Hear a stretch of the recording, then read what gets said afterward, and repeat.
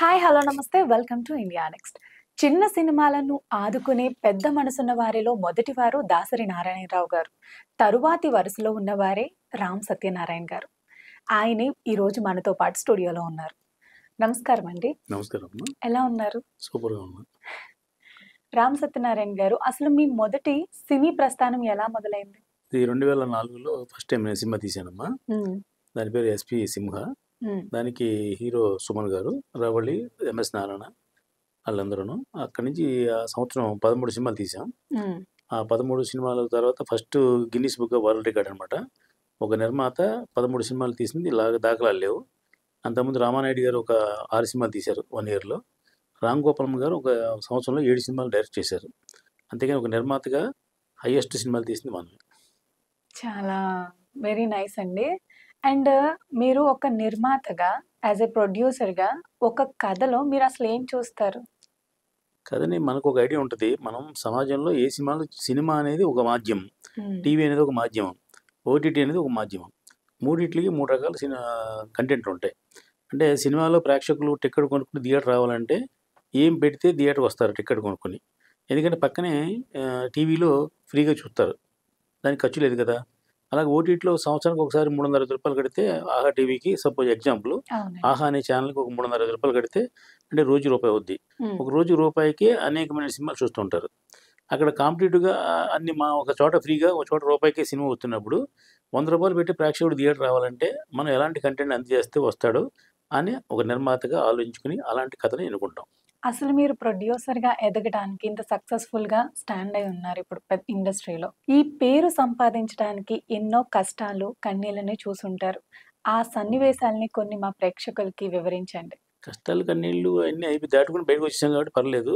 వైకుంఠపాళి కథ తెలుసుగా మీకు? వైకుంఠపాళిలో నిచ్చెనలు ఉంటాయి, పాములు ఉంటాయి. ఒకసారి ఫైనల్గా ఒక పెద్ద నిచ్చెన ఎక్కిన తర్వాత మనకి అనుకున్న గోల్ చేరిన తర్వాత కింద ఉన్న కష్టాలని మర్చిపోతాం. అలాగే మర్చిపోయాం. సినిమా ఫీల్డ్లో రకరకాల ఇబ్బందులు ఉంటాయి. ఆ ఇబ్బందులు ఏంటంటే, ముందు సినిమా తీయడానికి కావాల్సింది డబ్బు ఒకటే కాదు, ఒక ప్లానింగ్ కావాలి. అది లేకుండా కొత్త నిర్మాతలు చాలా అన్ప్లాన్డ్గా వస్తున్నారు. దానివల్ల ఏంటంటే వాళ్ళకి నష్టం వస్తుంది, వాళ్ళ వల్ల మాకు కూడా నష్టం వస్తుంది.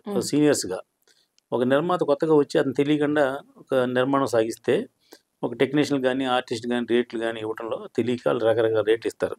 రెగ్యులర్గా ఉండేవాళ్ళం మేము ఏంటంటే, మేము పక్కాగా కమర్షియల్గా సినిమాల కోసం వచ్చాం, మాకు వేరే ఫ్యాషన్ లేదు. కొత్తగా వచ్చేవాళ్ళు ఏంటంటే వాళ్ళకి సపరేట్ ఫ్యాషన్లు ఉంటాయి. ఏదో అమ్మాయిల కోసమో, లేకపోతే మందు కోసమో, లేకపోతే పబ్లిసిటీ కోసమో, లేకపోతే రియల్ ఎస్టేట్లో డబ్బు సంపాదించడం కోసం, అలాగా. అంటే ఏ విధంగా అని చెప్పలేను, కానీ వాళ్ళకి మోటో ఉంటుంది, వేరే ఉంటుంది మోటో. పబ్లిక్లో మన అందరూ తెలియాలి అంటే సినిమావుడు, రాజకీయ నాయకుడు ఇద్దరు తెలుస్తుంది అందరికీ. రాజకీయ నాయకుడికి తెలియాలంటే 5 సంవత్సరాలు కానీ ఎలక్షన్ రాదు, అప్పటి నుంచి కుదరదు. సినిమా అంటే 2 కోట్ల చేతిలో ఉంటే సినిమా తీసేయచ్చు, అప్పుడు అందరికీ తెలుస్తుంది అనే ఉద్దేశంతో వచ్చేవాడు కొంతమంది ఉంటారు, అందరూ కాదు కొంతమంది.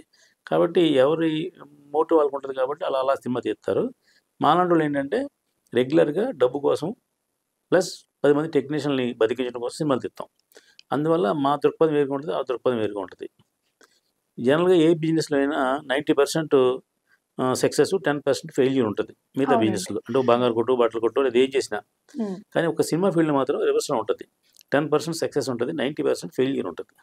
ఆ 10% సక్సెస్లో ఉన్న ఈ ఫిల్మ్ ఇండస్ట్రీలో నెగ్గుకుంటూ వచ్చి ఈ సంవత్సరానికి 115 సినిమాలు తీసాను నేనంటే దానికి కారణం ఓన్లీ ఎక్స్పీరియన్స్. ఆ ఎక్స్పీరియన్స్ మించింది ఇంకేం లేదు. ఎప్పుడైనా ప్లాన్డ్గా, ఎక్స్పీరియన్స్డ్గా మనం సినిమా తీస్తే గ్యారంటీగా సక్సెస్ అవుతాం అనే దానికి ఉదాహరణ నేను. మీకు బాగా నచ్చిన సినిమా ఏంటండి? నా సినిమాలోనే, బయట సినిమా, మీ సినిమాలో చాలా ఉన్నాయి నచ్చిన సినిమాలో లాస్ వచ్చింది, నచ్చిన సినిమా లాభం వచ్చింది. నేను వాసవి వైభవం సినిమా తీసా. అది మా వయసులో యొక్క ఆరాధ్య దేవత ఆవిడ మీద సినిమా తీస్తే అట్లీస్ట్ మా వయసులో అందరూ సినిమా చూస్తారు అనుకున్నాం, కానీ మా వయసులో కూడా సినిమా చూడలేదు. అది కారణం ఏంటంటే మాకు తెలిసిన కదే కదా, మనం చూసేదాన్ని కొత్తగానే వాళ్ళు రాలేదు. మిగతా క్యాస్ట్లో ఏమో మనకి సంబంధం లేదు కదా, వాళ్ళ దేవత కదా, మనకెందుకు కానీ వాళ్ళు రాలేదు. ఇటు కాకుండా పోయింది ఆ సినిమా. అది మాకు నచ్చిన సినిమా. అంటే ఫర్ ఎవర్ యూట్యూబ్లో ఉంటుంది, టీవీలో ఉంటుంది కాబట్టి ఎప్పుడైనా ఎవరైనా ఎక్కడ చూసుకోవచ్చు. దాని పేరు శ్రీ వాసవి వైభవం. సినిమాలు తీసే సందర్భంలో మీకు బాగా ఇబ్బందిగా అనిపించిన సంఘటనలు అసలు ఏమైనా ఉన్నాయా? చాలా ఉంటాయి. ప్రతిరోజు షూటింగ్లో 200 మందితో షూటింగ్ చేయాలి. ఒక సినిమాకి 40 రోజులు 30 రోజులు షూటింగ్ చేస్తాం. ఒక నిర్మాత అనేవాడు బాధ్యత ఏంటంటే డబ్బు మంది కాబట్టి అన్ని మన దగ్గర చూసుకుంటాం కాబట్టి లైట్ మ్యాన్ కాడి నుంచి కెమెరామెన్ వరకు అందరితోటి సమస్యలు ఉంటుంటాయి. ఒక లేట్గా వస్తారు, ఒకళ్ళు ఏమో స్లోగా ఉంటారు, రకరకాల పనులు ఉంటాయి. అవన్నీ ఛేదించుకురావాలి. అందుకని ఇప్పుడు మనం కమాండింగ్గా ఉంటే అవన్నీ ఛేదించుకురాగలం. మీకు మరుపురాని మీ కెరియర్లో మర్చిపోలేని సంఘటనలు ఏం జరిగాయి అసలు సెట్లో? సెట్లో బాగా చాలా జరిగినాయండి. నేను 2004లో ఇండస్ట్రీకి వస్తే 2014లో రామ్ గోపాల్ గారితో సినిమా తీశాను. అది నేను మర్చిపోలేని సంఘటన, అనుకోని సంఘటన. ఆయనతో సినిమా తీసే కెపాసిటీ కానీ, ఆయనతో సినిమా తీసే ఆలోచన నాకు ఎప్పుడు లేదు. అటువంటిది ఆయన వాలంటరీగా మనకి ఓ సందర్భంలో నేను సినిమా చేస్తానంటే నేను ఆశ్చర్యపోయాను. కాబట్టి ఆయన సినిమా తీయడం అనేది మనకి లైఫ్లో పెద్ద అచీవ్మెంట్గా. రామ్ గోపాల్ వర్మ గారితో అసలు మీకు ఎలా ఉండేది సెట్లో? ఆయన ఎలా మాట్లాడేవారు, మీతో ఎలా ఉండేవారు? ఆయన బ్రహ్మాండమైన యాటిట్యూడ్. ఆయన మందులు అంటుడు. ఆయన ఒకసారి ఎవరైనా పరిచయం అయితే, అంటే మందు అలవాటితే ఎలా వదలలేమో అలాగే ఆయన పరిచయం అయితే ఆయన వదలలేము. ఆయన ఎప్పుడూ అందరికీ అందుబాటులో ఉండే మనిషి. పైగా ఆయన మనం ప్రేమించడం కాదు, మనల్ని కూడా ఆయన ప్రేమిస్తారు. కాబట్టి ఆయనకి మాకు చాలా అనుబంధం ఉంది. Is a great person. అంటే just like my godfather. ప్రముఖ రచయిత యండుమూరితో మీరు సినిమా చేస్తున్నారని టాక్ నడుస్తోంది. యండుమూరి గారు రచయితగా సక్సెస్ఫుల్ అయిన డైరెక్టర్గా ఓడిపోయారు. అలాంటి ఆయన్ని నమ్మి డబ్బులు పెట్టి సినిమా తీస్తున్నారు. మీకు రిస్క్ అనిపించలేదా?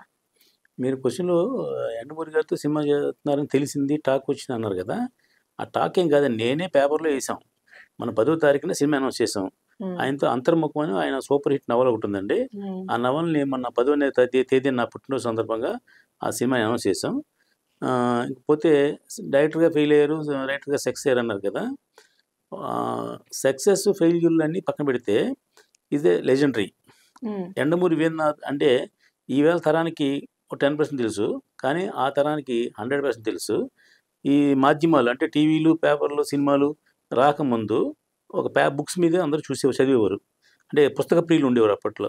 ఆ పుస్తక ప్రియులందరూ యండమూరి గారి బుక్ ఎప్పుడు రిలీజ్ అవుద్ది, ఎక్కడ దొరుకుద్ది అని వెయిటింగ్లో ఉండి ఆ బుక్కి అడ్వాన్స్ ఇచ్చి కొనుక్కునే రోజుల్లో ఆయన లెజెండరీ డైరెక్టర్, ఆయన లెజెండరీ రైటర్. కాబట్టి ఒక సినిమా ఫెయిల్ అయింది కదా అని చెప్పేసి ఆయన ఫెయిల్యూర్ డైరెక్టర్ కాదు.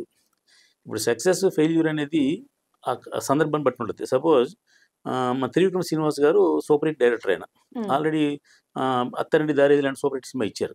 దాని తర్వాత అజ్ఞాతవాసి సినిమా తీశారు. అది సూపర్ మెజరబుల్ డిజాస్టర్ అయింది. అంటే ఇంకా డైరెక్టర్గా పనికిరాడు ఆయన, ఆయనకి సినిమా తీయడం రాదా అని కాదు. ఆయన మళ్ళీ అదే డైరెక్టర్, మళ్ళీ అలవైకుంఠపురం అనేది ఒక మెగా హిట్ ఇచ్చిన డైరెక్టర్. అంటే ఒకసారి ఫెయిల్ అయ్యాం కదా అని జీవితాంతం ఫెయిల్ అవుతామని తప్పు. రెండోది ఏంటంటే ఈ యండమూరి అవకాశం ఇవ్వాలని ఇచ్చారా, లేకపోతే ఆయన మీద ఉన్న నమ్మకమా? ఆయన మీద నమ్మకం, గౌరవం. ఫస్ట్ పాయింట్ ఏంటంటే గౌరవం. ఇప్పుడు కొత్తగా డైరెక్షన్ చేస్తాము, ఆడి ఇస్తే ఇతను గ్యారంటీ ఉందా? ఆడికి అవునమని తెలియదు. ఆడు అసలు సినిమాని తడుకుంటూ చేస్తాడు. దానికంటే ఈయన లెజెండరీ డైరెక్టర్, లెజెండరీ రైటరు. ఒకప్పుడు ఫెయిల్ ఉండొచ్చు, ఒక సినిమా ఫెయిల్ అయిన మాత్రమే పనికిరాని కాదు. అసలు ఆయన సినిమా డైరెక్ట్ చేసే ఇంట్రెస్టే లేదు. ఆయన 75 years ఏజ్. ఇప్పుడు ఆయన చిరంజీవి గారి బుక్ రాస్తున్నారు కదా.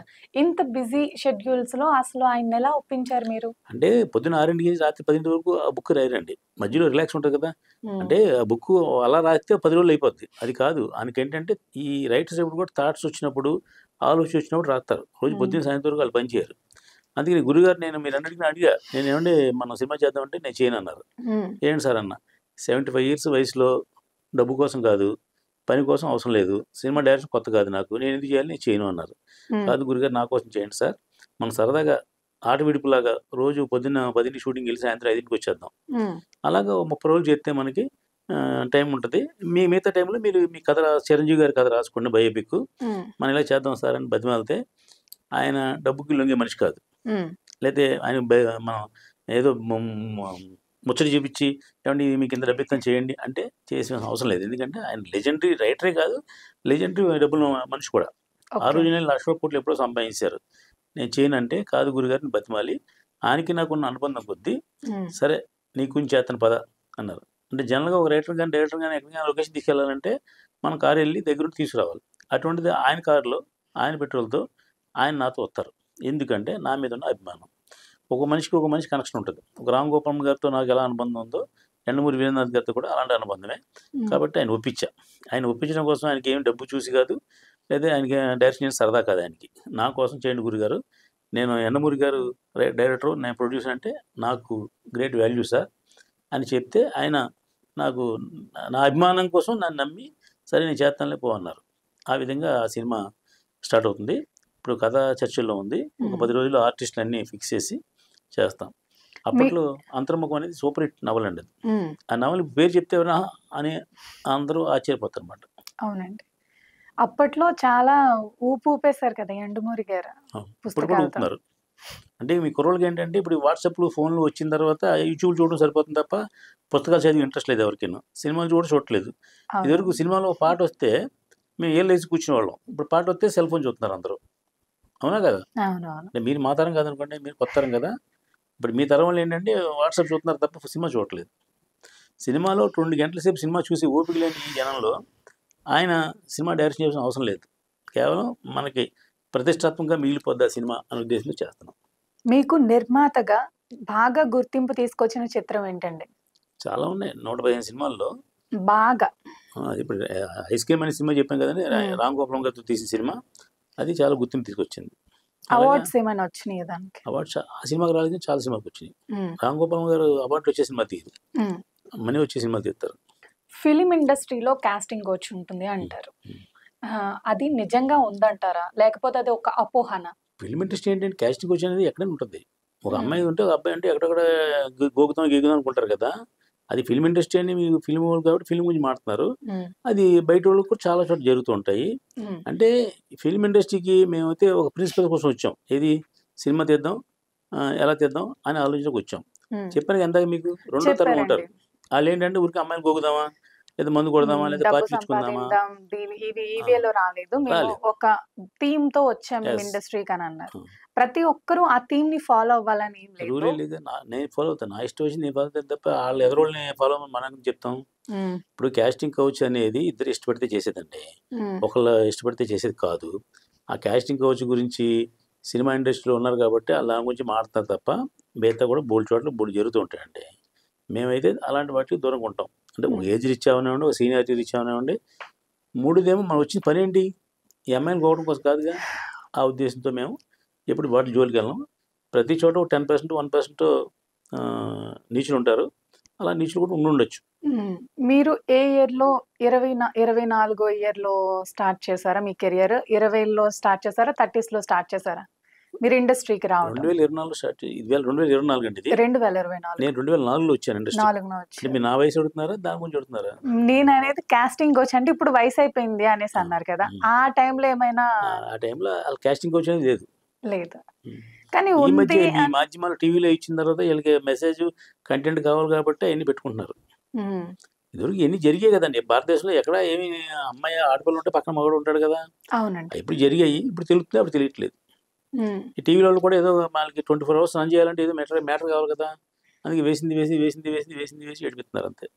అంతేగాని అలాంటిది ఏం లేదు. ఎందుకు లేదు, ఉంటుంది. 1%, 2% ఎక్కడ ఉంటుందండి, ఉంటుండొచ్చు. కాకపోతే ఇద్దరు కమిట్ అయ్యి జరుగుతుంది తప్ప ఏమి రేప్ చేయడాలు, భయపెడతాలు, బెదిరించడాలు ఉండవండి. ఇప్పుడు ఈ అమ్మాయికి ఏదో అవసరం ఉంటుంది, ఆడికి ఏదో అవసరం ఉంటుంది, ఇలా ఇద్దరు భ్రమలు పడి ఉంటారు ఇద్దరును. అంతే తప్ప ఇది కుదరకపోతే అది లేకపోతే కుదరదు అనేది వాళ్ళకు ఉండదు, ఇది లేకపోతే కుదరదని వీళ్ళకి ఉండదు. అనేక సంఘటనలు దీని మీద జరుగుతున్నాయి. చర్చిలు వాళ్ళు మాట్లాడటం, వీళ్ళు మాట్లాడటం, మా ఇండస్ట్రీలో లేదు మీ ఇండస్ట్రీలో ఉందని కొట్టుకుని చచ్చిపోతున్నారు స్టార్సే ఈ కాస్టింగ్ కోచ్ మీద. ఇలాంటి సంఘటనలు విన్నప్పుడు మీకు ఏమనిపిస్తుంది అసలు? ఇప్పుడు ఎలాగంటే కంటెంట్ కావాలి, మీకు కంటెంట్ కావాలంటే ఒక ముక్కలు చెప్పైతే చాలు కదా. దాని గురించి మళ్ళీ అదే కంటెంట్ గురించి 10 మంది పిలిపించి వాళ్ళ అభిప్రాయం వీళ్ళ అభిప్రాయం అడుగుతారు. ఎవరి అభిప్రాయం ఫైనల్ అదే జరిగేది కదా. అందువల్ల ఏంటంటే ఈ కంటెంట్ లేకపోవడం వల్ల వచ్చిన నష్టం తప్ప ఒరిజినల్గా అయితే 10% అది, మిగతా 90% వీళ్ళు కంటెంట్ కోసం సృష్టిస్తున్నారు. ఇప్పుడు డిస్కస్ చేస్తారు, ఏం డిస్కస్ చేస్తే ఫైనల్గా అదే కదా. ఎలా వచ్చింది, ఏం జరిగింది, అలా చేయండి, ఇలా చేయాలి, ఇలా చేయాలి, అలా చేయాలి, 4 ప్రశ్నలు వేస్తే ఫైనల్గా ఏం జరిగింది, జరిగిపోయింది కదా అది. ఎలాగాను మొన్న మీరే జానీ మాస్టర్ ఉంది అని ఊరికే, అంటే మీరు అడగకపోయినా నేను చెప్తున్నా, క్వశ్చన్ నేను మీకు వేస్తున్నాను. జానీ మాస్టర్తో అమ్మాయి ఏదో తిరుగుతుంది అని చెప్పింది. ఆ అమ్మాయి ఇప్పుడు కేసు పెడితే 5 years బ్యాక్ అతను రేప్ చేశాడు, 5 years బ్యాక్ నన్ను ఇబ్బంది పెట్టాడు అని చెప్తుంది కదా. అప్పుడేమయ్యో, అప్పుడు ఎందుకు బయట రాలేదు మీరు? అంటే అప్పుడు మీకు పని ఉంది, జానీ మాస్టర్తో పని ఉంది కాబట్టి రాలేదా? ఇప్పుడు పని వచ్చిందా? లేకపోతే ఇప్పుడు జానీ మాస్టర్కి మీకు చెడిపోయింది కాబట్టి పని వచ్చిందా? అసలు మీకు ఇప్పుడు మీడియాకి వచ్చే అవసరం ఏంటి? అతను ఇప్పుడు కేసు పెడుతుంటే అతని మీద ఎప్పుడైనా 10 years బ్యాక్ ఇలా జరిగింది, 5 years బ్యాక్ ఇలా జరిగింది ఇప్పుడు చెప్పడం ఏంటి? జరిగినప్పుడు ఏం చేసావు? ఆ జరిగినప్పుడు మీడియా ఉంది, అప్పుడు ఉంది కదా. నీకు నిజంగా అతను ఏది కేసు పెట్టి రేప్ చేశాడో లేకపోతే ఏదో నిన్ను మభ్య పెట్టాడో అనుకోండి, టక్మని అప్పుడే వీళ్ళు కంప్లైంట్ ఇవ్వచ్చు నువ్వు. అంటే నీలో నిజాయితీ ఎక్కడ ఉంది అసలు? కావాలని బయట పెట్టడం అంతే. నువ్వు నిజాయితీ లేదు కాబట్టి ఇప్పుడు పెట్టావు, నిజాయితీ ఉన్న దాని అయితే అప్పుడే పెడదు. అంటే మన సంబంధం మ్యాటర్ కాబట్టి నేను చెప్పలేదు. అంటే 5 ఏళ్ళు వాళ్ళు రిలేషన్ లో ఉన్నారు, కానీ అప్పుడు బానే ఉన్నారు, ఇప్పుడు అవసరం తీరిపోయిన తర్వాత బయట పెట్టింది అని అంటున్నారు. అంతే కదా, మీ ఉద్దేశం కదా. నా ఉద్దేశం ప్రకారం ఎందుకులేండి, మీ ఉద్దేశం చెప్పండి. నా ఉద్దేశం అదే, 5 సంవత్సరాల కింద జరిగిన విషయం ఇప్పుడు మాట్లాడతాం ఎంతవరకు కరెక్ట్ తప్పు. పైగా ఆ అమ్మాయి ఏం చెప్పింది, రేప్ చేశారని చెప్పలా, నన్ను ఇబ్బంది పెట్టారు, నన్ను ప్రలోభపరిచారని చెప్తుంది. ప్రలోభపరచడం వేరు, ఇబ్బంది పెడతాం వేరు, రేప్ చేయడం వేరు. అయితే మేధావులు ఏమంటారంటే ఏదో ఇస్తానన్నా డబ్బు ఇవ్వకపోయినా కూడా, బలవంతంగా చేసినా కూడా, బలవంతం చేయకపోయినా కూడా అది రేపు కింద లెక్క అని ఏదో లాజిక్ చెప్తున్నారు. అయినా మరి నాకు తెలియదు, అంత చదువుకోలేదు నేను. ఏది ఏమైనా ఇన్సిడెంట్ అనేది ఎప్పుడు జరిగిందో అప్పుడు పోలీస్ కేసు పెడతాం న్యాయం, అంతే తప్ప ఇప్పుడు ఎప్పుడో జరిగింది దాని గురించి ఇవాళ మాట్లాడతాం అనేది కరెక్ట్ కాదు. ఇప్పుడున్న సమాజంలో ప్రతి ఒక్కరూ నిజాయితీగా ఉండట్లేదు కదండి. ఒక స్టార్ కావచ్చు, ఎవరైనా కూడా మీ నిజాయితీని కాపాడుకోవడానికి అసలు మీరు ఏం చేశారు? నిజాయితీ ఏంటంటే ఇప్పుడు ఏమండి, ఎదురుడు అమాయకుడు దొరికితే వీడికి నిజాయితీ ఉండదంటే, ఎదురుడు తెలియని పడితే ఇది తెలివితేటగా ఉంటాడు. నిజాయితీ అనేది ఎప్పుడు ఉంది, అప్పుడు ఉంది, ఇప్పుడు ఉంది. అంటే మీరు ప్రొడ్యూసర్ అండి, ఇప్పుడు అంత గుడ్డిగా నమ్మలేము ఎవరిని, అసలు నమ్మరు కూడా ప్రొడ్యూసర్స్. అలాంటిటప్పుడు మీరు ఏ చర్యలు తీసుకుంటా ఉంటారు ఒక మనిషిని నమ్మటానికి? అదే ఎక్స్పీరియన్స్. అతను మనకి ఇంతకుముందు పరిచయం ఏంటి, మన అంతకుముందు ఏం చేశాడు, మనతోటి ఎలా బిహేవ్ చేస్తున్నాడు, అన్ని మనం ఇలా స్కాన్ చేస్తాం. స్కాన్ చేసి అప్పుడు అతను పరిచయం లేని వ్యక్తి మీ ముందు వచ్చి కూర్చున్నాడండి, చెప్పాడు, కథ చెప్తే ఇంటాక ఏముంది, కథలు అనేది ఇప్పుడు మీరు ఆ పాయింట్ వేరు, ఈ పాయింట్ వేరు. కథలోకి వస్తే అమ్మా, నాకేం కావాలో అది మీరు చెప్తే నాకు నచ్చుద్ది. నేను దేవుడి సినిమా తీద్దారనుకుంటున్నాను అనుకోండి, మీరు ఏదో దెయ్యాల సినిమా కథ చెప్తే నాకు ఎందుకు నచ్చుద్ది? కాబట్టి రైటర్ అయినా ప్రొడ్యూసర్ అయినా అసలు అతను ఏం తీద్దారనుకుంటున్నాడు, అతని ఐడియా ఏంటి, దానికి సంబంధించిన కథ వినడం ఒక పద్ధతి. లేదు ఆ రచయిత నెంబర్ 1 రచయిత, పేరున్న రచయిత అనుకోండి, అప్పుడు అందరికి వెళ్ళి మనం ఇలాగ నేను బాహుబలి లాంటి సినిమా తీద్దారనుకుంటున్నాను అంటే దానికి సంబంధించిన కథ చెప్తారు. అంతేగాని అప్పుడు దెయ్యాల కథ చెప్పి మీకు నచ్చదు కదా. లేదు నేను దెయ్యం సినిమా తీద్దారనుకుంటున్నాను అనుకోండి, అప్పుడు దెయ్యాలకు సంబంధించిన కథలు చెప్తే వింటే బాగుంటుంది తప్ప, ఈ కథలు అనేది మనం ఏ సినిమా తీద్దానికి ప్రిపేర్ అయ్యాం, మన డైరెక్టర్ ఎవడు, మన డైరెక్టర్ టాలెంట్ ఏంటి, ఆ డైరెక్టర్ అంతకుముందు ఏం చేశాడు, భవిష్యత్తులో ఏం చేయబోతున్నాడు అనే దాని గురించి కథలు వినాలి తప్ప ఊరికే కథలు అంటే ఉపయోగం లేదు. మీకు చాలా పెద్ద మనసు ఉంది, కొత్త నటీనటులకు కావచ్చు, కొత్త సాంకేతిక నిపుణులకు కావచ్చు, కొత్తగా అవకాశాలు కల్పిస్తారని పెద్ద పేరుంది. అలాంటిటప్పుడు కొత్త వాళ్ళు వచ్చి నాకు ఒక అవకాశం ఇవ్వండి అని అడిగినప్పుడు అసలు మీరు ఎలా స్పందిస్తారు? నేనేం చేస్తానంటే అడిగిన క్యాండిడేట్ని మా డైరెక్టర్కి ఫార్వర్డ్ చేస్తాం. ఎందుకంటే ఆ బాధ్యత డైరెక్టర్ది. డైరెక్టర్ అనేవాడు కెప్టెన్ అంటాడు సినిమాకి. ఆ 24 క్రాఫ్ట్స్ని కమాండ్ చేసుకోవాల్సిన బాధ్యత అతనిది. కాబట్టి నేను అతని డైరెక్టర్కి నాకు అన్న అండర్స్టాండింగ్ ఏంటంటే, మనం ఏ బడ్జెట్లో చేస్తున్నాము, ఎవరితో చేస్తున్నాము, ఆ 2 విషయాల గురించి మనం అతను డిస్కస్ చేస్తాం. అతన్ని నమ్మి నేను సినిమా ఇచ్చిన తర్వాత మళ్ళీ కథలో ఏలు పెట్టి లేదు ఇంకో దాంట్లో ఏలు పెట్టాల్సిన అవసరం నాకు లేదు. ఇప్పుడు ఆ హీరో కావాలి, హీరోయిన్ కావాలంటే ఆ డైరెక్టర్ చూసుకుంటాడు అని. నేను ఫైనల్గా ఒక నిర్ణయానికి వచ్చిన తర్వాత మనం చూపిస్తాడు. అప్పుడు మనం ఇది బెటరా ఇది బెటరా అనే డిసిషన్ అడిగినప్పుడు మనం సలహా చెప్తాం. అతను సెలెక్షన్ చేసి అనుకోండి, ఆప్షన్ 1 and 2 ఉంటే మనం చెప్తాం చూసి ఇది బాగుంది అది బాగోలేదని. లేదు ఇలా నేను ఫిక్స్ అయ్యాను సార్, ఈ అమ్మాయి బాగుంది ఈ అబ్బాయి బాగున్నాడు అంటే కనుక ఓకే అంటాం. ఎందుకంటే అలా మన చుట్టాలు కాదు, మనకి వాళ్ళ వల్ల టికెట్ దిగదు. కాబట్టి ఆ డైరెక్టర్ నచ్చింది కాబట్టి డైరెక్టర్తో వాళ్ళు కలిసి పని చేయాలి కాబట్టి అతనికి ఫ్రీడమ్ ఇస్తాం. అలా ఎవరైనా మీ దగ్గరకు వచ్చి మీరు భవిష్యత్తు వాళ్ళకి కల్పించిన వాళ్ళు ఎవరైనా ఉన్నారు ఇప్పుడు ఇండస్ట్రీలో? బోల్డ్ మంది. కొంతమంది పేర్లు చెప్తారా? ఇప్పుడు మీకు సిద్ధు జొన్నలగడ్డ అని హీరో ఉన్నాడు, తెలుసా మీకు? తెలుసు. అతను 2014లో మాకు ఒక ధనరాజ్ అని ఒక అబ్బాయి, ఒక ఆర్టిస్ట్, తెలుసు మీకు ధనరాజ్ అంటే? తెలుసు. అతను ఫోన్ చేసి ఇలాగ రామ్ గోపాల్ గారితో సినిమా చేస్తున్నారు కదా, ఐస్ క్రీమ్ 2 అనే సినిమా, దాంట్లో 4 కుర్రోళ్ళు ఉన్నారు కదా, ఇది పెడదాం అన్నాడు. నేను ఓకే పెడదామని నేను రామ్ గోపాల్ గారికి సలహా ఇచ్చాను. ఏమంటే ఇలాగ అబ్బాయి అన్నాడు బాగుంటాడు, అతను పెడదామని అన్నా. నేను పెట్టను అన్నాడు ఆయన. అదేంటి సార్ అన్న, నువ్వు చెప్పే కూడా పెట్టను అన్నాడు. సరే అని నేనేం చెప్పానంటే, ధనరాజుకి ఏం చెప్పానంటే, ఆయన నేను చెప్తే పెట్టనన్నాడు కాబట్టి నువ్వు చెప్పు, నువ్వేమని చెప్తావు, రామ్ సత్యనారాయణ గారు ఈ అబ్బాయిని వద్దన్నారంటే చెప్పు, అప్పుడు అబ్బాయిని పెడతాడు. ఆ అబ్బాయి నాకు నచ్చాడు, నాకు తెలిసినవాడే, అతనికి తెలిసినవాడే అని చెప్పాడు. అతను ధనరాజు అలా ఫోన్ చేసి చెప్పాడు, అంటే సిద్ధు జొన్నలగడ్డ ఒక అబ్బాయిని నేను సజెస్ట్ చేశాను రామకృష్ణ గారికి, ఆయన వద్దంటున్నాడండి ఆయన అన్నాడు. ఆయన కూడా వద్దంటకి నేను కదా డైరెక్టర్ని, పెడదాం తీసుకురా అన్నాడు. వెళ్ళి వచ్చాడు, అతను డైరెక్ట్ పెట్టాం. ఇప్పుడు మా సినిమాలో ఉన్నాడు అతను. 2014లో 4 హీరోలు, ఒక హీరో సిద్ధు జొన్నలగడ్డ కట్ చేస్తే ఇప్పుడు అతను 20 crores 25 crores తీసుకుని హీరో రేంజ్కి ఎదిగాడు. అది ఒక ఎక్స్పీరియన్స్. అలాగే చాలామంది ఆర్టిస్టులు ఉన్నారు. అంటే వీళ్ళు ఎదిగిన తర్వాత వాళ్ళు మా తెలిసిన వాళ్ళని చెప్పడం గొప్ప కాదు. మనం చాలా మందికి మనమే లిఫ్ట్ ఇవ్వలా. మనం అప్పటికే అతను 2, 3 సినిమాలు చేశాడు. అది కానీ పెద్ద నెంబర్ 1 కాదు. ఇప్పుడు నెంబర్ 1. ఇప్పుడు అతను 20 కోట్లు 10 కోట్లు తీసుకుంటున్నాడు రెమ్యునరేషన్. ఆ రేంజ్కి ఎదిగాడు. ఆ ఎదిగిన వ్యక్తి నాకు అప్పుడే తెలిసింది చెప్పడం కోసం చెప్పాను తప్ప ఇప్పుడు మనమేం అతనికి అవకాశం ఇవ్వలేదు. మన వల్ల అతను పైకి రాలేదు. అలాగే విజయ్ దేవరకొండ ఉన్నాడు. ఓపెనింగ్ వెళ్ళినాం ఆ సినిమాకి ఆ రోజున. ఇప్పుడు చెప్పేది ఎప్పుడు ఓపెనింగ్ వెళ్తే కొత్త అబ్బాయి వీళ్ళు ఏం చేస్తారులే ఏం తీస్తారులే కొత్త డైరెక్టర్ కొత్త హీరో ఇదేం ఆడుతుందిలే అని అనుకున్నాం. అది ఎంత పెద్ద హిట్ అయింది, ఎంత సూపర్ హిట్ అయింది, అది ఎంత పెద్ద డైరెక్టర్ అయ్యాడు. అంటే అలాగా మనం ఎదురు మనిషిలో ఉన్న గొప్పదాన్ని మనం గుర్తించగలిగితే మనం కూడా సక్సెస్ అవుతాం ఎప్పటికైనా. అంటే మీరు ఆ పాయింట్ లాగుతారనమాట ప్రతి ఒక్క వ్యక్తిలో ఏముంది వీళ్ళు అసలు అని ఆ వెనక్కి తీసి దాన్ని డెవలప్ చేస్తూ ఉంటారు. సంవత్సరానికి 200 సినిమాలు రిలీజ్ అవుతున్నాయి అమ్మా. దాంట్లో 20 సినిమాలు ఆడుతున్నాయి, మిగతా సినిమాలు ఆడట్లేదు కదా. కారణం ఏంటి? ఎవరి లోపం? డైరెక్టర్ లోపమా, కథ లోపమా, ఇంకో లోపం, యాక్టర్స్ లోపమా, టైం లోపం. మనం ఎంచుకోవాల్సిన ఈవేళ పరిస్థితుల్లో జనం ఏ సినిమా చూస్తున్నారు అలాంటి సినిమా తీయాలి తప్ప అతని దగ్గర ఏదో కథ ఉంది కదా అని ఆ సినిమా తీస్తే జనం చూడరు. ఇప్పుడు ప్రతి సినిమాకి ఒక వేవ్ ఉంటుంది కదా, ఆ వేవ్లో మనం ఏ సినిమాలు చేరుతున్నాయో అలాంటి సినిమాలు చూడాలి. అది తెలుసుకుంటే చాలు. వే ఫాలో అవ్వాలి. ఎస్, ప్రొడ్యూసర్ కావచ్చు, డైరెక్టర్ కావచ్చు, యాక్టర్స్ కావచ్చు. ఈ సినిమాల్లో ఎక్స్పోజింగ్ మీద మీ అభిప్రాయం ఏంటండి? అసలు ఎక్స్పోజింగ్ చేస్తే సెన్సార్ ఉందిగా, మరి సెన్సార్ ఆపేస్తారుగా. మరీ బట్టలు ఇప్పితే ఒప్పుకోడు కదా సినిమాల్లో. సెన్సార్ ఒకటి ఉంది కదా మనకి. సెన్సార్ లేని మాధ్యమాలకి అయితే వాళ్ళు ఇష్టం చేయొచ్చు. సెన్సార్ ఉన్న దానికి ఎంతవరకు మనకి వాళ్ళు సర్టిఫికేట్ ఇస్తారు దాని వరకు చేయాలి. కాబట్టి ఎక్స్పోజింగ్ పెద్ద ఉపయోగం లేదు. ఇన్స్టా రీల్స్లో కావచ్చు, యూట్యూబ్ షార్ట్స్లో కావచ్చు, చాలా మంది ఎక్స్పోజింగ్ చేస్తూ వీడియోలు అప్లోడ్ చేస్తూ ఉంటారు. దాని మీద ఎటువంటి యాక్షన్స్ అనేవి తీసుకోవట్లేదు. అది దాని సెన్సార్ లేదుగా, మరి వీడియోలు పెట్టేదానికి సెన్సార్ లేదు. అదే మూవీ విషయానికి వస్తే సెన్సార్ ఉంది, తీసుకుంటున్నారు గట్టిగా. కానీ దాని మీద యాక్షన్ అసలు ఎలా తీసుకోవచ్చు అంటారు? అది ఇప్పుడు టీవీ సీరియల్స్ కి సెన్సార్ లేదు, వెబ్ సిరీస్ కి సెన్సార్ లేదు, మీరు చెప్పిన టీవీలో అప్లోడ్ చేసే రీల్స్ కి సెన్సార్ లేదు. అందువల్ల వాటికి మనం ఏం చేయలేము.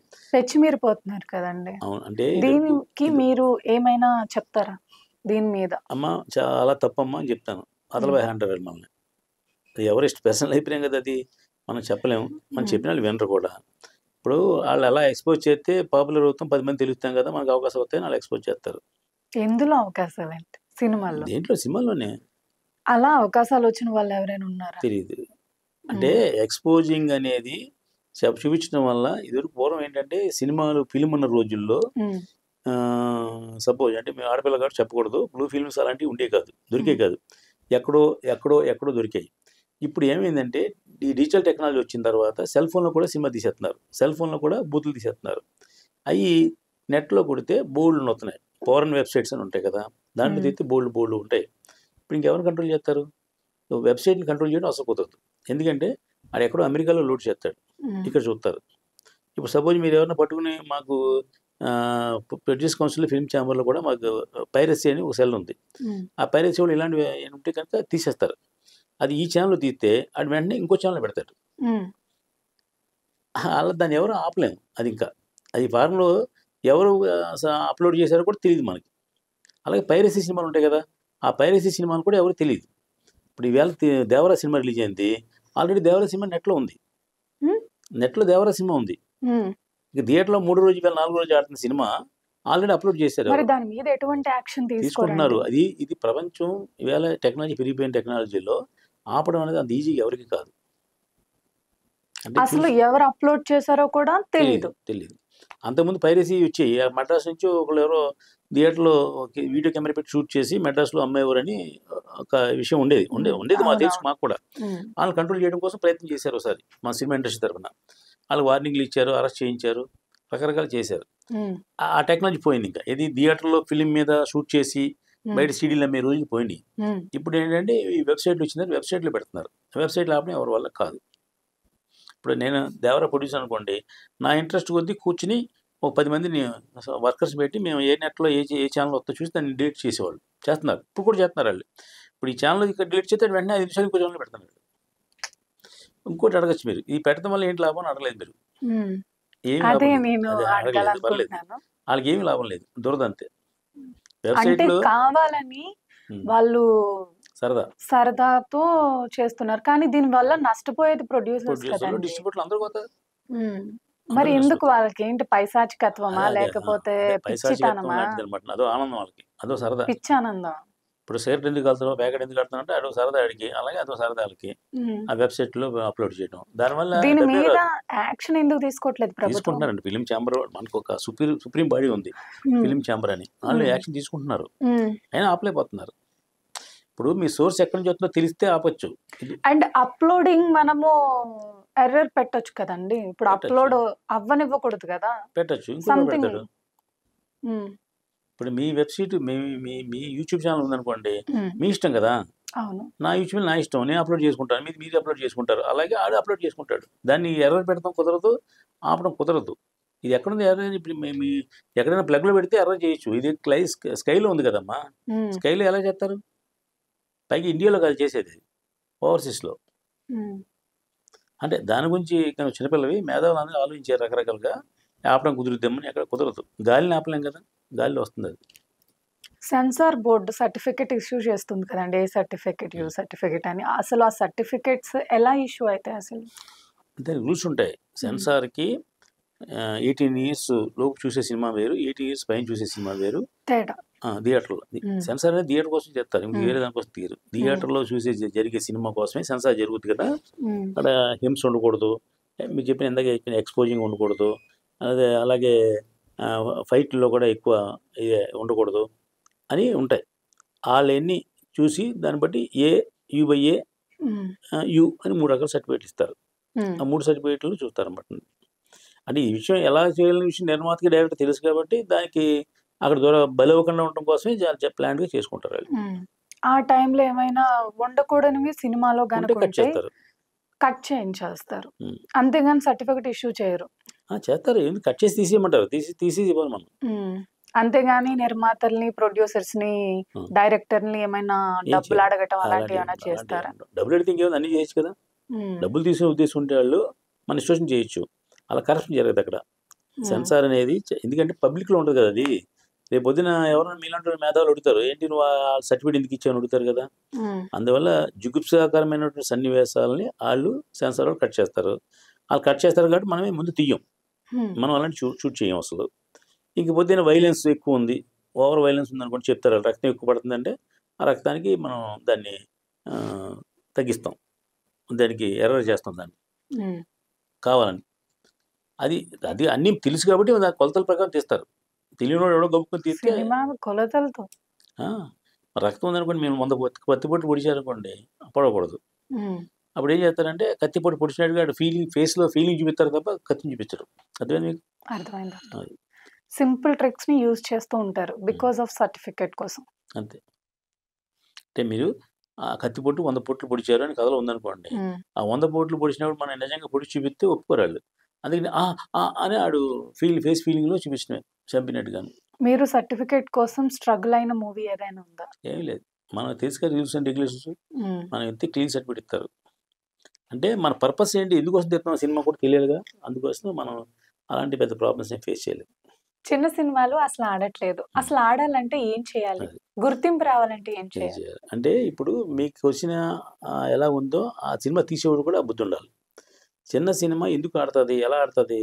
ఇప్పుడు మనకి అక్కడ టీవీలు, ఓటీటీల్లో బ్రహ్మాండంగా 10,00,00,000 పెట్టి టీవీ సీరియల్స్ వెబ్ సీరీస్ చేస్తున్నారు. హ్మ్. మొన్న 'జేడీ చక్రవర్తి' గారు ఒక వెబ్ సీరీస్ చేశారు. దాంట్లో అది ఒక ఎపిసోడ్‌కి 4,00,00,000 ఎంతో అది. అంత భారీ ఎత్తున ఆళ్ళు వెబ్ సీరీస్ చేస్తున్నారు. వెబ్ సీరీస్ చూసే ప్రేక్షకులు వేరు. సినిమా చూసే ప్రేక్షకులు వేరు. సినిమా చూడాలంటే ఇందాక చెప్పాను మీకు. థియేటర్‌లో రూ. 250, 200 పెట్టి టికెట్ కొని రావాలి. అక్కడ వెబ్ సీరీస్ అయితే గనక ఇవి మనకి యాప్‌లో ఉంటాయి కాబట్టి, ఆహా లాంటివి నెట్‌ఫ్లిక్స్‌లోను, అమెజాన్‌లో ఉంటాయి కాబట్టి, సంవత్సరానికి రూ. 1000 కడితే అన్నీ చూడొచ్చు. హ్మ్. రూ. 1000 కంటే రోజుకి రూ. 3 అయింది. రూ. 3కి అబ్నార్మల్‌గా బ్రహ్మాండమైన వెబ్ సీరీస్ వస్తున్నప్పుడు, నువ్వు తీసే చెత్త సినిమాకి థియేటర్‌కి రూ. 300, రూ. 200 పెట్టి ఎందుకొస్తారు జనం? నంబర్ 1. నంబర్ 2 మీరన్నారు కదా! చిన్న సినిమా అన్నారు కదా! హ్మ్. చిన్న సినిమా అని మీరే అన్నప్పుడు, ఆ చిన్న సినిమాని జనం ఎందుకు చూడాలి? ఇప్పుడు సంధ్య థియేటర్ ఉంది. సంధ్య థియేటర్‌లో సపోజ్ ఒక 'పవన్ కళ్యాణ్' సినిమా ఆడుతుంది. పక్క థియేటర్‌లో మీ సినిమా ఆడుతుంది. అంటే మీ సినిమా అంటే చిన్న సినిమా ఆడుతుంది. ఇప్పుడు ప్రేక్షకుడికి దానే రూ. 150 టికెట్, ఇదే రూ. 150 టికెట్. మీ దగ్గర ఎందుకొస్తాడు? ఆడు 'పవన్ కళ్యాణ్' సినిమా చూడటానికో, 'చిరంజీవి' సినిమా చూడటానికో ఎళ్తాడు. ఆ సినిమా చూసిన తర్వాత లేకపోతే ఆ టికెట్ దొరకనప్పుడు మీ పక్క థియేటర్‌కి వస్తాడు. ఈ విషయం మీరు నాలెడ్జ్ తెలుసుకొని, మనం తీసే పర్పస్ ఏంటి? ఎందుకు తీయాలి? అని ప్రేక్షకుడు చూడటానికి తీయటం అవసరం లేదు. ఎందుకంటే ప్రేక్షకులు చూడరు. రెండోదేంటంటే ఏ సినిమా అయినా సరే 15 డేస్‌లో మనకి ఓటీటీలో వస్తుంది. ఇప్పుడు మీరు తీసే సినిమా ఆహాలో వస్తుందనుకోండి సపోజ్. ఆహాలో వస్తుందని తెలియడం కోసం ముందే ఆళ్ళు పోస్టర్ మీద కింద ఆహా అని ఒక బొమ్మేస్తారు. అంటే ఇది ఆహాలో వస్తుంది అని. అయితే నెట్‌ఫ్లిక్స్ అని బొమ్మేస్తారు. నెట్‌ఫ్లిక్స్‌లో వస్తుందని. ఈ ప్రేక్షకుడికి అర్థమైపోయింది. అది నెట్‌ఫ్లిక్స్‌లో వస్తుంది, ఆహాలో వస్తుందని. ఈడు ఆల్రెడీ దాంట్లో సబ్స్క్రైబ్ చేసుంటాడు. ఈ సినిమాకి రూ. 250 పెట్టి మనం థియేటర్‌కెళ్ళి అక్కడ సైకిల్ స్టాండ్‌లోనేమో మన కారు పెట్టి పైకెళ్ళి అక్కడేమో రూ. 200 పెట్టి పాప్‌కార్న్ కొని ఈ చెత్త రూ. 1000 ఖర్చవుద్ది ఈ సినిమాకి. లోపలికెళ్తే ఆడేం విషయం ఉండదు. అంటే చిన్న సినిమా మీద చిన్న చూపు ఆళ్ళకి. కాబట్టి ఎందుకు చిన్న సినిమా చూడటం? థియేటర్‌లో చూడటం వేస్టు. ఓటీటీలో చూద్దాంలే అని సగం మంది ప్రేక్షకులు రావట్లేదు. రెండోదేంటంటే చాలామంది ప్రొడ్యూసర్లు అంటే చిన్న సినిమా అన్నారు కాబట్టి చెప్తున్నా. నేను చిన్న ప్రొడ్యూసర్‌నే. అయన్నీ నాకు పూర్తిగా తెలుసు. ఆ కష్టసుఖాలన్నీ నాకు బాగా తెలుసు కాబట్టి. చిన్న సినిమాకి ఒక రూ. 1,00,00,000 పెట్టి సినిమా తీద్దామని ఒక దర్శకుడు, నిర్మాత కూర్చొని మాడతారు. ఈ రూ. 1,00,00,000 తీసిన స్టార్ట్ అయిన తర్వాత నిర్మాత ఏమంటాడంటే అబ్బబ్బే! ఇలా కాదు అలా తెద్దామంటాడు. డైరెక్టర్ ఏమో అలా కాదు ఇలా తెద్దామంటాడు. దాన్ని 2,00,00,000 బడ్జెట్ చేస్తారు. ఈడు తెచ్చిన రూ. 1,00,00,000 అయిపోద్ది. మిగతా రూ. 1,00,00,000 కోసం అప్పుల కోసం తిరుగుతాడు. దీనికోసం ఒక 6 నెలలు టైం పడుద్ది. ఈలోపు హీరోయిన్ ఇంకో సినిమా బుక్ అవుద్ది. హీరో ఇంకో సినిమా బుక్ అవుతాడు. వీళ్ళిద్దరు బిజీగా ఉంటారు. టైం కుదరదు. ఇలా రకరకాల సమస్యలతో ఇంకొక 6 నెలలు ఆగిపోవడం లేదా ఆఖరికి ఫైనల్ అవ్వడం జరుగుద్ది. అదయిందప్పటికి ఈడు తెచ్చిన రూ. 1,00,00,000 అప్పులున్నాయి. సినిమా రిలీజ్‌కి మినిమమ్ ఒక 25,00,000 నుంచి 50,00,000 రూపీస్ పబ్లిసిటీ ఖర్చు పెట్టాలి. ఏ సినిమాకైనా.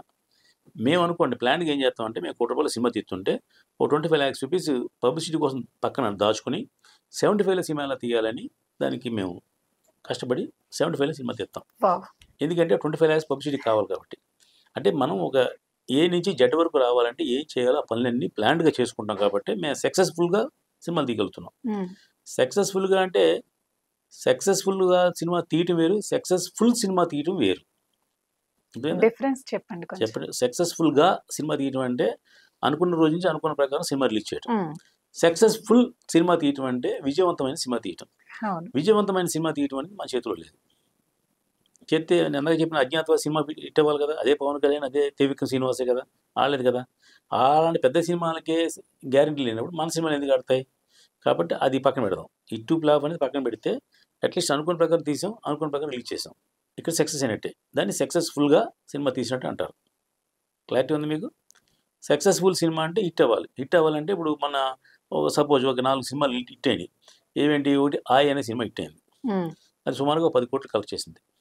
అలాగే మన మన నాగబాబు గారి అమ్మాయి బడ్జెట్ ఎంతండి ఆయన? 4 కోట్లు.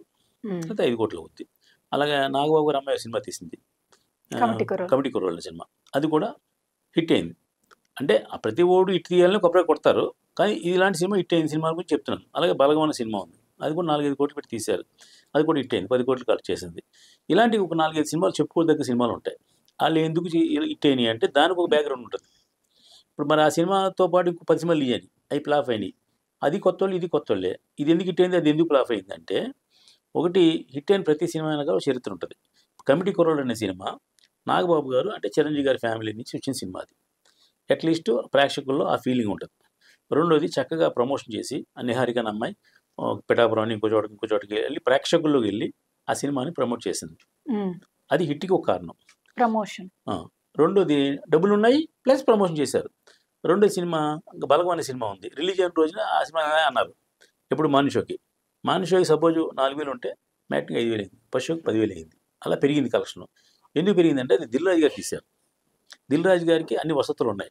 అంటే ఒక థియేటర్లు దొరుకుతాయి, ఒక డిస్ట్రిబ్యూటర్ దొరుకుతారు, ఒక ప్రేక్షకులు కూడా దిల్ రాజు గారు అంటే ఏదో పెద్ద సినిమా తీస్తారులే, మంచి సినిమా తీస్తారులే అని ఒక ఆలోచన కూడా ఉంటుంది. రెండోది మొన్న ఇంకో సినిమా రిలీజ్ అయింది 'ఆయ్' అనే సినిమా. అది జూనియర్ ఎన్టీఆర్ బామ్మర్ది హీరో. అంటే హిట్ అవ్వడానికి కారణాలు చెప్తున్నాను. జూనియర్ ఎన్టీఆర్ బామ్మర్ది అనే ఒక ట్యాగ్ లైన్ ఎంతో కొంత ప్రేక్షకులకు ఉపయోగపడతారు. రెండోది సినిమా తీసిన వాళ్ళు అల్లు అరవింద్ గారి గ్రూప్. అంటే 'గీతా ఆర్ట్స్ 2' అని వాళ్ళు తీశారు. కాబట్టి వాళ్ళు మంచి సినిమా తీస్తారు, బాగా తీస్తారు అని ప్రేక్షకులు ఎంతో కొంత వాళ్ళ మీద చిన్న ట్యాగ్ లైన్ ఉంటుంది. ఈలాగా హిట్ అయిన సినిమాకి చరిత్ర ఉంటుంది. ఇదే 4 కోట్లలో తీసిన సినిమాలు ఫ్లాప్ అయిన సినిమాలు 40 ఉన్నాయి. ఆ 40 గురించి మీకు చెప్పట్లా. ఈ 3 సినిమాలు 4 సినిమాలు ఎందుకు చెప్పానంటే హిట్ అయిన సినిమా నాది ఎందుకు హిట్ అవుతుంది, నాది హిట్ అవుతుంది అనుకుంటే కుదరదు. మీ హిట్ అవ్వడానికి మీకు వెనకాల ఒక అద్భుతమైన బ్యానర్ అంటే సపోర్టింగ్ బ్యానర్ ఉండాలి. ఒక సురేష్ మూవీసో లేకపోతే ఒక మైత్రి మూవీసో లేకపోతే సితారా ఆర్ట్సో ఇలాగ ఏదైనా ఒక తెలిసిన బ్యానర్, పీపుల్స్ మీడియా ఇలాంటి పెద్ద సంస్థలు 10 ఉన్నాయి. అలాంటి ఒక బ్యానర్ నుంచి వస్తే మంచి సినిమా తీస్తారు వీళ్ళు అని ఒక చిన్న ప్రేక్షకుల్లో గుర్తింపు ఉంటుంది. లేదు, ఈ సినిమా పెద్ద డైరెక్టర్ సుకుమార్ రైటింగ్స్ నుంచి వచ్చింది సినిమా, లేదంటే అల్లు అరవింద్ గారి కాంపౌండ్ నుంచి వచ్చింది ఈ సినిమా అని ఒక బ్యానర్ వాల్యూ కానీ, ఒక డైరెక్టర్ వాల్యూ కానీ, ఒక హీరో బ్యాక్గ్రౌండ్ వాల్యూ కానీ ఉంటే సినిమాలు ఆడడానికి అవకాశం ఉంటుంది. ఈ 3 లేకుండా మీరు నేను డబ్బట్టుకొచ్చి ఇంటికాడి ఎర్రబస్ ఎక్కువ వచ్చేసి సినిమా తీసి హిట్ అవ్వలేదంటే అవ్వదు. హిట్ ఎక్కడో ఒకటి హిట్ అవుద్ది, అది వేరే విషయం. అంటే అందరూ హిట్ అవుద్దనే కళ్ళకద్దుకు కొబ్బరి కొడతాం, ఎందుకు హిట్ అవ్వలేదు? కాబట్టి ఆ ఆలోచన విషయం ఏంటంటే చిన్న సినిమా బతకాలంటే ఏం చేయాలి అనే విషయం ముందు తెలియాలి. చిన్న సినిమాకి ప్రేక్షకుడు థియేటర్ రప్పించాలి అంటే ఏం చేయాలి? థియేటర్ రప్పించాలంటే ముందు మనకు 100 థియేటర్లు వేయాలి. 100 థియేటర్లు అంటే ఇప్పుడు అట్లీస్ట్ డబ్బు లేకపోతే 50 థియేటర్లు వేయాలి. థియేటర్లు వేయడానికి దానికి ఒక క్యూబ్ డబ్బు ఉంటుంది, అలాగే వాల్ పోస్ట్ డబ్బు ఉంటుంది, అలాగే పోస్టర్స్ డబ్బులు ఉంటుంది, లాలీపాప్స్ అని ఉంటాయి, లేకపోతే పేపర్ యాడ్లు ఉంటాయి, ఇలాంటివన్నీ మినిమం ఖర్చులు ఉంటాయి. ఆ డబ్బు మీరు దాచుకోవాలి. అంటే ఒక సినిమా పేరు చెప్పను కానీ మొన్న 2 వారాల క్రితం ఒక సినిమా రిలీజ్ అయింది. దానికి ఒక ప్రముఖ సంగీత దర్శకుడు నిర్మాత. ఆ సినిమా పేరు చెప్పలేండి. ఆ సినిమా శుక్రవారం సినిమా రిలీజ్ డేట్ వేశారు. ఏదో ట్రైలర్ బాగానే ఉంది, ఆడుతుందేమో అని నేను అనుకున్నా. శుక్రవారం సినిమా రిలీజ్ అవ్వాలి, సినిమా రిలీజ్ అవ్వాలి, ఆదివారం రిలీజ్ అయింది. ఎలా రిలీజ్ అయింది ఆదివారం అంటే? ఎందుకు రిలీజ్ 2 రోజులు రిలీజ్ అవ్వలేదు ఏంటంటే ఆ సినిమాకి రిలీజ్కి డబ్బు ఖర్చు పెడితే పబ్లిసిటీ డబ్బులు లేవు వాళ్ళ దగ్గర. 4 కోట్లు పెట్టి సినిమా తీశారు, 5 లక్షలు ఖర్చు పెడతాకి డబ్బులు లేవు. అంటే క్యూబ్ అనే సిస్టమ్ ఉంటుంది తెలుసా మీకు? క్యూబ్ యూఎఫ్ అంటారు, అంటే సినిమా దాంట్లోంచి వస్తుంది, దానికి డబ్బులు కడతాక ఆ ప్రొడ్యూసర్ డబ్బులు లేవు. మరి నువ్వు అంత అన్ప్లాన్డ్గా సినిమా తీయడం దానికి? ఆ సినిమాని సంవత్సరం తీశారు, సంవత్సరం పాటు కష్టపడి డబ్బులు ఇచ్చి సినిమా తీసి మళ్ళీ రిలీజ్ రోజున అన్ప్లాన్డ్గా రిలీజ్ చేయడం అనేది ఒక నిర్మాత అసమర్థత. దాన్నే సక్సెస్ఫుల్గా రిలీజ్ చేయడం అనేది పాయింట్ అదనమాట. అండర్లైన్ చేసుకోండి. మీరు తీసే సినిమా అంటే నేను మీకు చెప్పట్లేదు, ప్రేక్షకులు చెప్తున్నా, మీరు తీసే సినిమా మనం అసలు ఏ మోటోతో తీస్తున్నాం?